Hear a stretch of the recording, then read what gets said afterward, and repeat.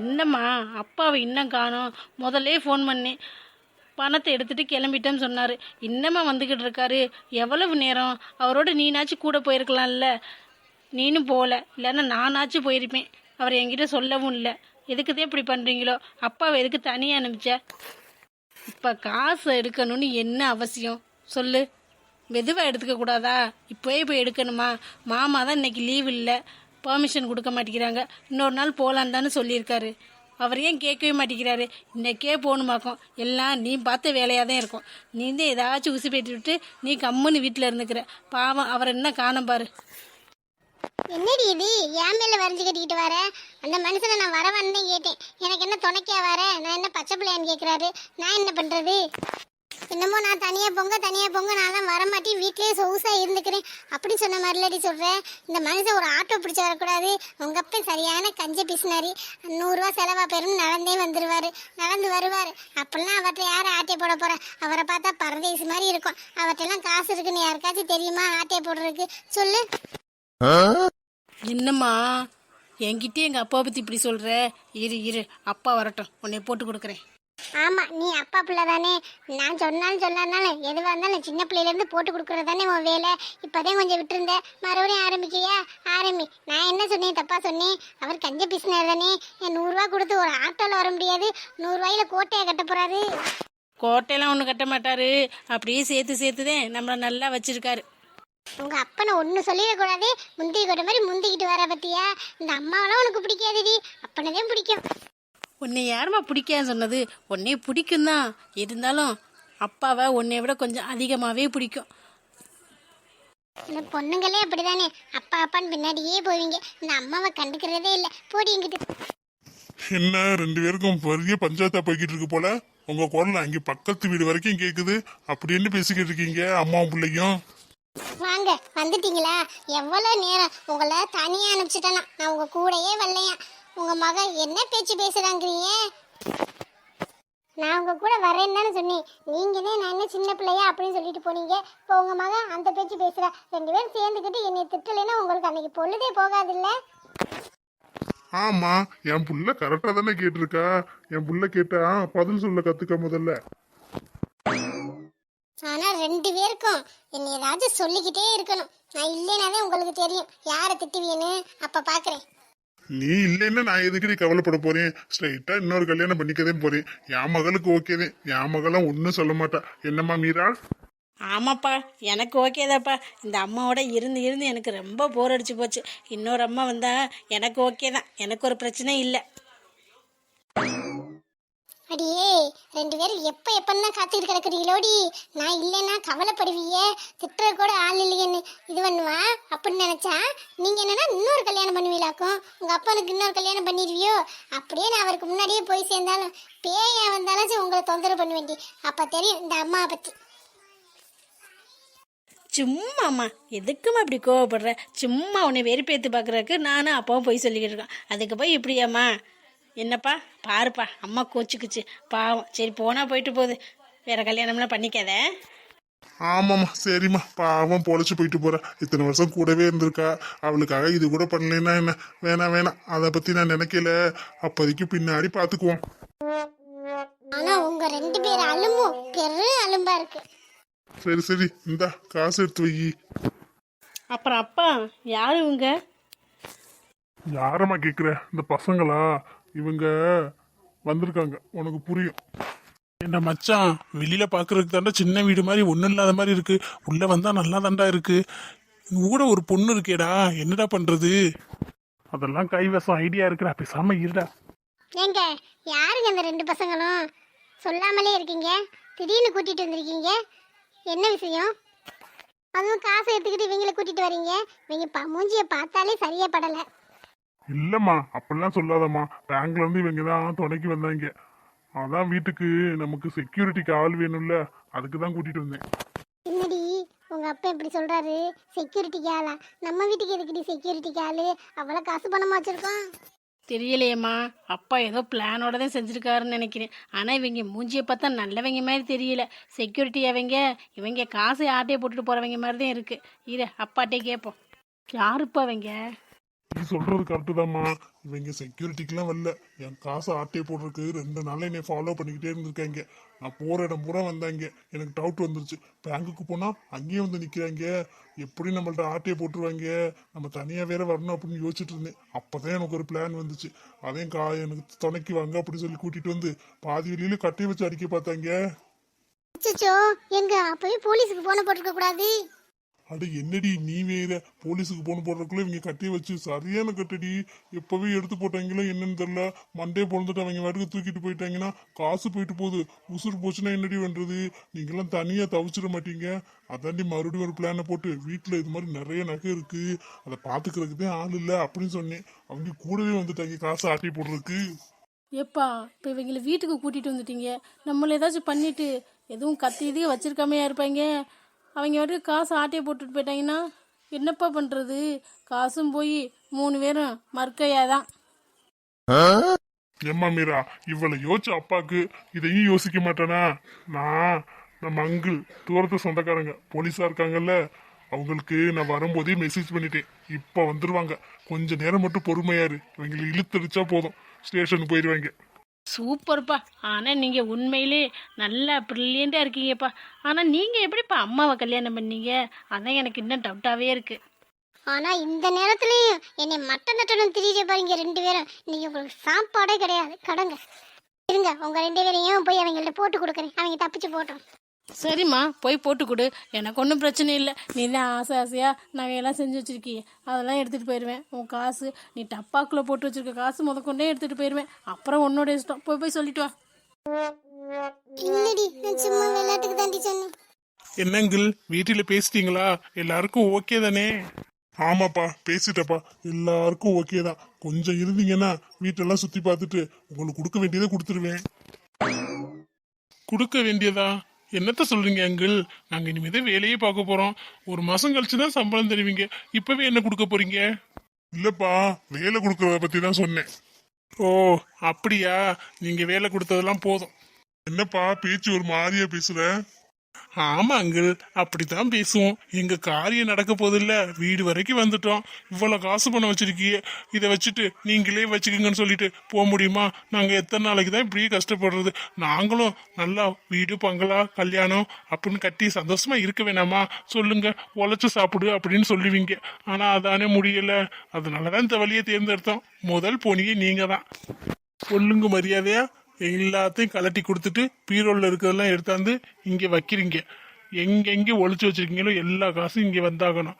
இல்லைன்னா 3 பேரையும் சொருகிட்டு நாங்க வாட்டுக்கு போயிட்டே இருப்போம். அடே, கத்தி எப்படா வச்சிருந்தீங்க? என் கூட தான்டா வந்தீங்க. நீங்க இப்ப களவாணி பயிர்களாடா?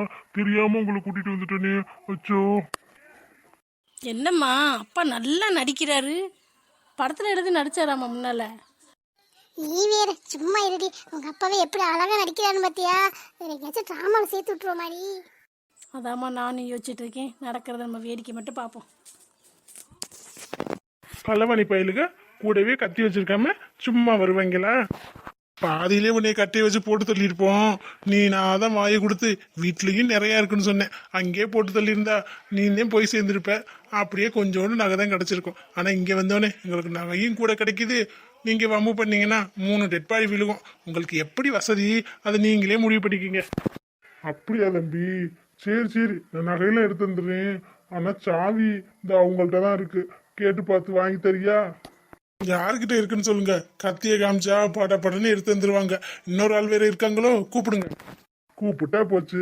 பரமசிவம், மாப்பிள்ள பரமசிவம், வாப்பா. என்ன அங்கிள் பூச்சாண்டி காட்டுறீங்களா? பரமசிவம் வந்தாலும் சரி, எந்த கொம்பை வந்தாலும் சரி, இன்னைக்கு இங்கேருந்து காசு எடுக்காம நாங்கள் போக மாட்டோம். ஒரே முடிவில் தான் வந்திருக்கோம். கரைச்ச பண்ணாம கொடுத்தீங்கன்னா உங்க உயிர் தப்பிக்கும். இல்லைன்னா 3 பாடி.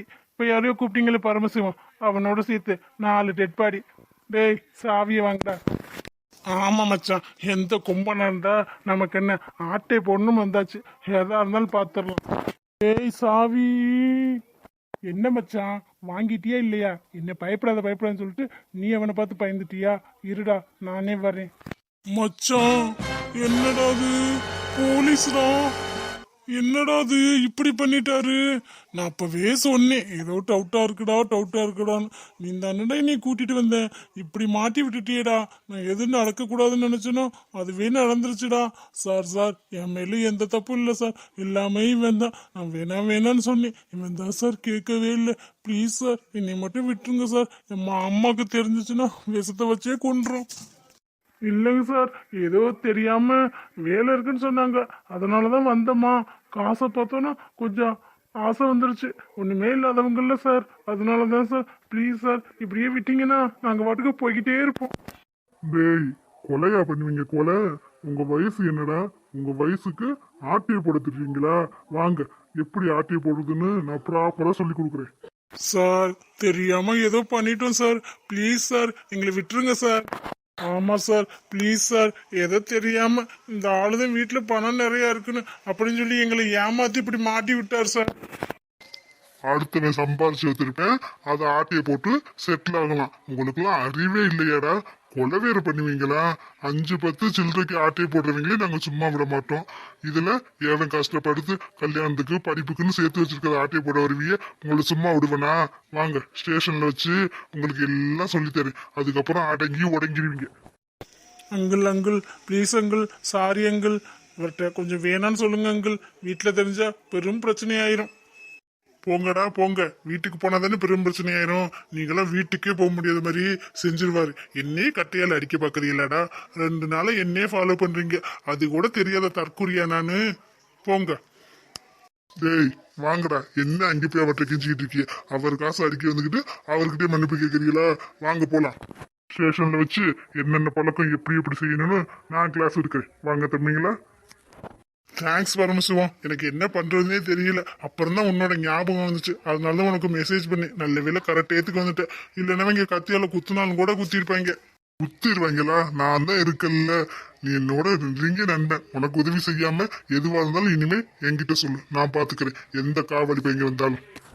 டேய் வாங்கடா, அங்க போய் கம்பி என்னலாம் படிக்க வேண்டிய வயசுல ஆட்டிய போட வச்சிருவிய.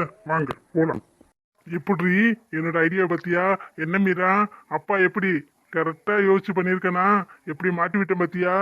அதெல்லாம் சரிதாங்க, கொஞ்சம் மிஸ் ஆயிருந்தா கத்தியால 3 பேரை சொருகுன்னு சொல்லியிருப்பாங்களேங்க. வீட்டுல அவ்வளவு பணம் இருக்குன்னு எதுக்குங்க போய் சொல்லணும்? போனாலும் கொஞ்சம் பணத்தோட போயிருங்களேங்க. இது பாருங்க, உயிர் சேதம் ஆச்சுன்னா என்னங்க பண்றது? போன உயிர் வருமா? அதுக்குன்னு கஷ்டப்பட்டு சம்பாரிச்ச காசை அவங்கள்ட்ட தூக்கி கொடுக்க சொல்றியா? இவங்களெல்லாம் சும்மா விடலாமா?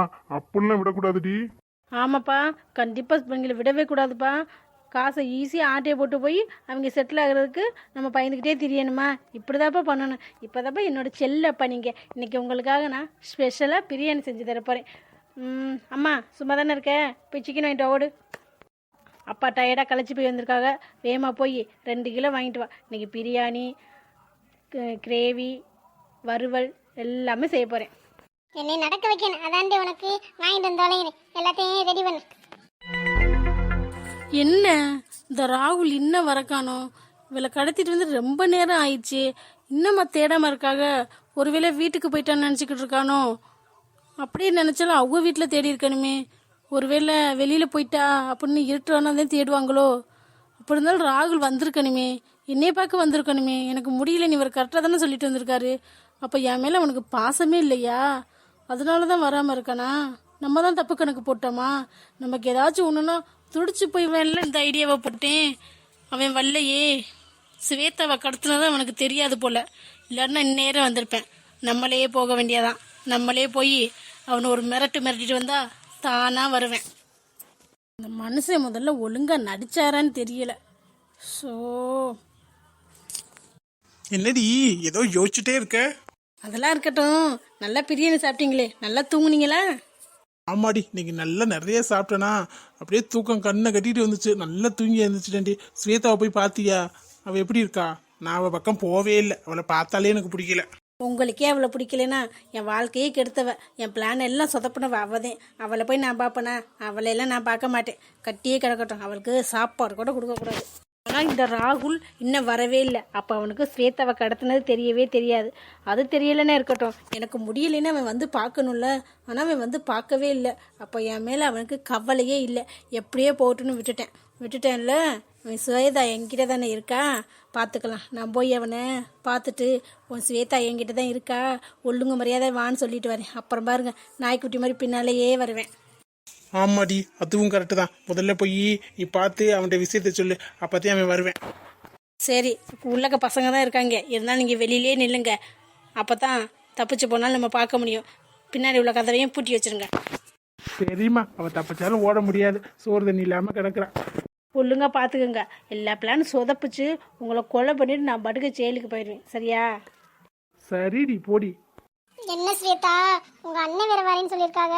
உங்க அண்ணன் கிட்ட நீ தானே போட்டு கொடுத்த. நான் எங்க நீ போட்டு கொடுத்தேன், எனக்கே தெரியாது. உங்களுக்கு பிளட் கம்மியா இருக்குன்னு அவங்க சொல்லி தானே எனக்கு தெரியும். உங்க கூடயே தானே இருக்கேன்.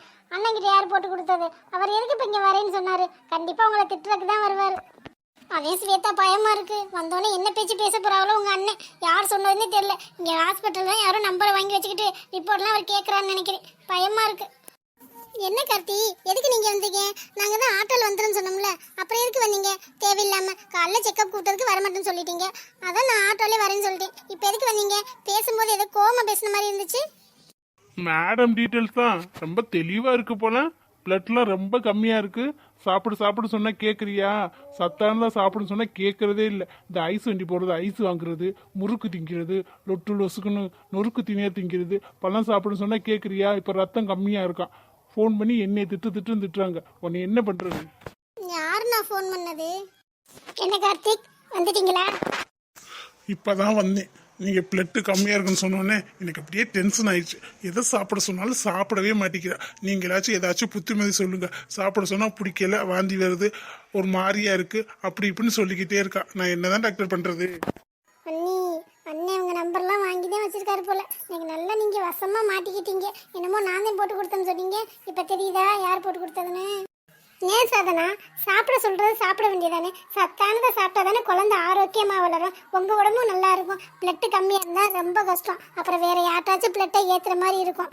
அதை நீங்க பாத்துக்கோங்க. உங்களுக்கு பிளட் நல்லா இருந்தாலும் நல்லா இருக்கும். நல்ல சத்தான பொருளா சாப்பிடுங்க. நல்லா சொல்லுங்க. இவ்வளோ சாப்பிட சொன்னால் சாப்பிட்றதே இல்லை.